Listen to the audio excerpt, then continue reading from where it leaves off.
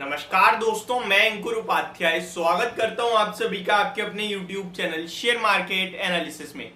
यहां पे आप सभी के साथ बात करूंगा आपके फेवरेट स्टॉक के बारे में, मेरे फेवरेट स्टॉक के बारे में, जियो फाइनेंस।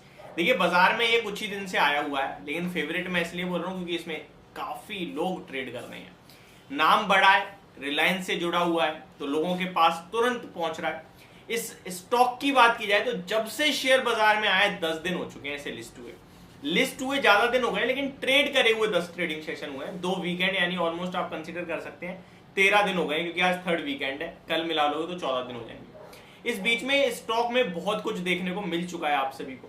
अब मंडे को कुछ और इंपॉर्टेंट होने वाला है, वो मैं शेयर कर रहा हूँ। सबसे पहले 21 अगस्त 2023 जब ये स्टॉक डीमर्ज होकर बाजार में उतरा तो ये T2 ट्रेड में था, यानी ट्रेड टू ट्रेड सेगमेंट, और अनाउंसमेंट ये थी कि अगले 10 ट्रेडिंग सेशन तक ये T2 ट्रेड में रहेगा। T2 ट्रेड के 10 ट्रेडिंग सेशंस खत्म हो गए हैं। अब मंडे से ये रोलिंग सेगमेंट में आ जाएगा। अब ये रोलिंग सेगमेंट क्या होता है इसको समझ लीजिए। देखिए, जैसा कि मैंने बोला T2 ट्रेड यानी trade to trade. For example, अगर मैं हूं, मेरे को इंट्राडे काम करना है, मैं नहीं कर सकता जियो फाइनेंस में। मैंने आज खरीदा लॉन्ग टर्म के लिए, लेकिन मुझे एक ही दिन में 5% का पैसा बन रहा है या 10% का, मान के चलो लोअर सर्किट पे था, मैंने खरीद लिया। लोअर सर्किट पे खरीद सकते हैं, बेच नहीं पाते हैं, ठीक है। लोअर सर्किट पे था, मैंने खरीद लिया और उसी दिन अपर सर्किट लग गया, मेरे को तो इंट्राडे 10-12% हो रहा है, मैं प्रॉफिट बुक करना चाहूं तो मैं बुक नहीं कर सकता, क्योंकि T2 ट्रेड में ये एक प्रॉब्लम होती है। और इसीलिए T2 ट्रेड वाले स्टॉक में सर्किट लगने के चांसेस ज्यादा हो जाते हैं, क्योंकि वो बंदा सेम डे पोजीशन कट नहीं कर पा रहा, और अगर कट कर रहा है तो बना नहीं पा रहा। ये दो बड़े रीजन होते हैं। अब ये स्टॉक रोलिंग सेगमेंट में आ जाएगा। रोलिंग सेगमेंट का मतलब होता है कि स्टॉक में अब आपके लिए इंट्राडे काम करना आसान होगा, कोई दिक्कत नहीं है। अब जरूरी नहीं है आप आज खरीद रहे हो तो आज बेच नहीं सकते, आप आज बेच रहे हो तो आप खरीद नहीं सकते। तो मंडे से सबसे बड़ा बेनिफिट हो रहा है। और मंडे को जब ये रोलिंग सेगमेंट में आएगा तो डेफिनेटली ये एनएससी निफ्टी से भी बाहर हो जाएगा, क्योंकि बीएससी ने तो बाहर कर दिया ऐसे अपनी सेंसेक्स में से, लेकिन निफ्टी से भी ये बाहर नहीं हुआ है। उसके पीछे का रीजन देता हूँ।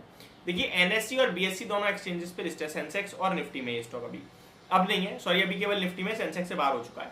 इसके पीछे का रीजन है क्योंकि बीएससी के अपने रीजन से अपने रूल्स हैं और एनएससी के अपने रूल्स हैं।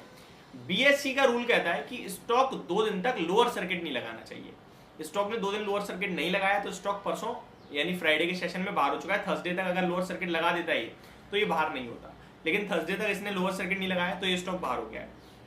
एनएससी का जो रूल है वो ये है कि लोअर सर्किट या अपर सर्किट कोई भी लग गया ना तो इंडेक्स से बाहर नहीं होगा शेयर। 2 ट्रेडिंग सेशन कंटिन्यू ने ऐसे चाहिए जहां पे अपर सर्किट या लोअर सर्किट नहीं लगना चाहिए। 2 ट्रेडिंग कंटिन्यू सेशन कह लीजिए, 3 में से 2 ट्रेडिंग सेशन कह लीजिए जो ऐसे चाहिए जहां पे सर्किट नहीं लगना चाहिए। तो अभी तक स्टॉक नहीं हो पाया, इसीलिए सबसे पहले जब 21 को लिस्ट हो रहा था तो उम्मीद थी 24 तारीख को बाहर होगा, बट क्योंकि सर्किट टू सर्किट चला तो नहीं हुआ बाहर। लोअर सर्किट क्या था तो बीएससी से भी बाहर नहीं हुआ।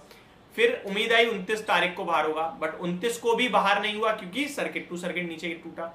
लेकिन बीएससी ने बाहर कर दिया, ऐसे वहां पे 2 दिन कंटिन्यू अपर सर्किट लगा, लोअर सर्किट नहीं लगा, तो बीएससी ने बाहर कर दिया, एनएससी में रह गया है। एनएससी आपके लिए अब इसे बाहर करता हुआ दिखेगा रोलिंग सेगमेंट से। जैसे ये बाहर होगा सर्किट लगना बंद हो जाएगा, नॉर्मल ट्रेड होने लगेगा अब ये शेयर आपके लिए। अभी ये जो 5% आप ऊपर देखते हो, 5% नीचे, ये बंद हो जाएगा।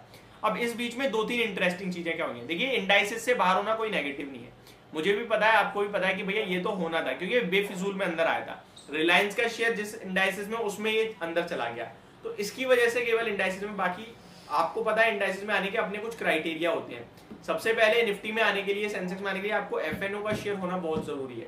अभी जियो फाइनेंशियल बाजार में लिस्ट होती है तो एफएनओ का हो नहीं जाएगा, लेकिन ट्रस्ट में ये स्टॉक एफएनओ में भी आएगा, ये स्टॉक निफ्टी का हिस्सा भी बनेगा।